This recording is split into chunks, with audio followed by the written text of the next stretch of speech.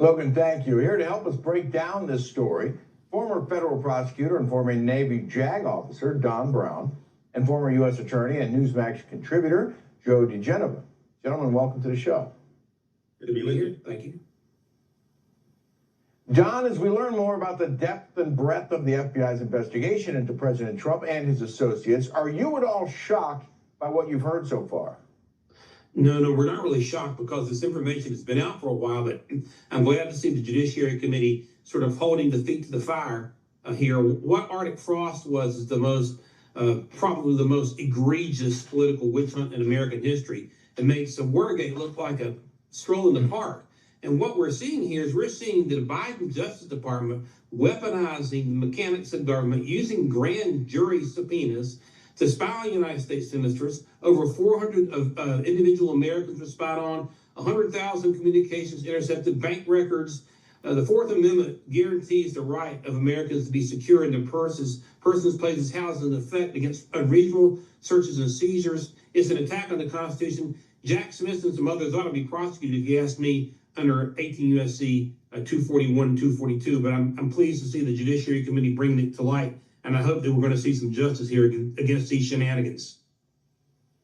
Well, Joe, the 2020 election might seem like old news to a lot of people, but wow, Don is really fired up about this. Tell me if you agree with his assessment and why these investigation into the weaponization of federal law enforcement against American citizens is so important.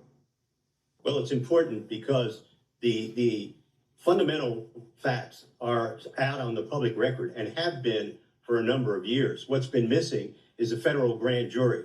There's now one in Miami and in Fort Pierce, Florida. And what they are examining is the conduct of President Obama, who in 2017, when he was leaving office, literally a few days before leaving office, authorized a counterintelligence investigation of the incoming president of the United States, Donald Trump.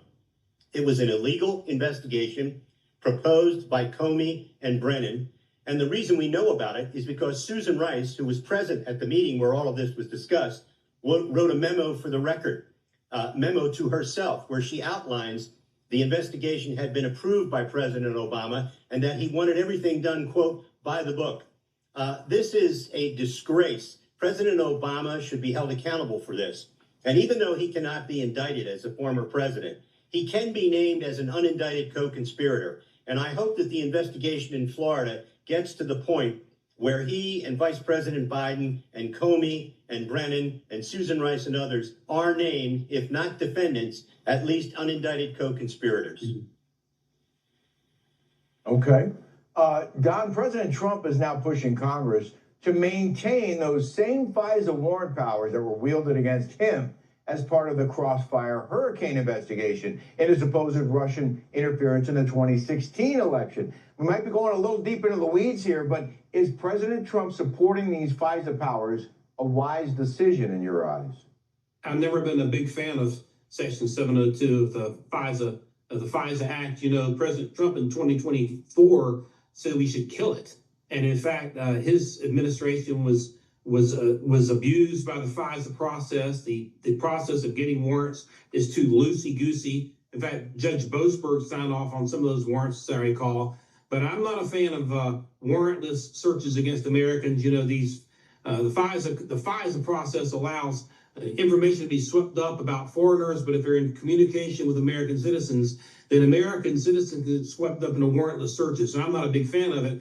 I agree with President Trump's position in 2024. It was time to kill it then, and it's time to kill it now. I just think it's an affront to the Fourth Amendment. I don't care what you do with foreigners, but you got to protect Americans' rights and privacy under the Fourth Amendment. Joe, what are your thoughts on this?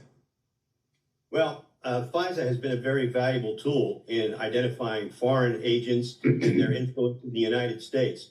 However, it was abused by the FBI under Obama and Biden, and something has to be done about that. I am reluctant to reauthorize 702 under the conditions which now it's in. I think it's a very serious problem. There have to be special limits put on anything that involves the conversations or the communications of an American citizen. And until that's done, I wouldn't reauthorize it.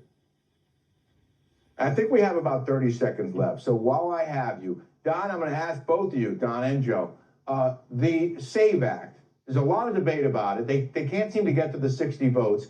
It seems pretty clear that this is not a big ask to prove who you are before you cast a ballot. Don, can they pass the SAVE Act, and how important do you think it is? And Joe, I'll let you follow up.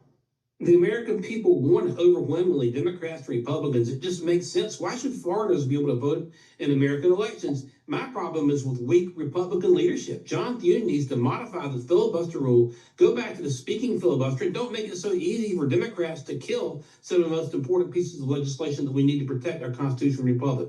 I put this on John Thune. He's got to modify the filibuster rules. Let me concur with that. John Thune has not been a leader on this. In fact, when you watch him and compare his public statements with that of either Hakeem Jeffries or Chuck Schumer, whatever you think of Schumer and Jeffries, the fact is they're out there fighting, sending a message. John Thune can barely get a sentence out. When he stands up and represents the Republican position, he looks like he's afraid of himself. I don't understand the guy. He wanted this job. He wanted to be majority leader. He got it. Act like it, for God's sakes. Wow. Strong words from Don Brown and Joe DiGenova. We appreciate you both. Thanks for being on the show tonight. You bet. Thanks, Rick. Thanks, Joe.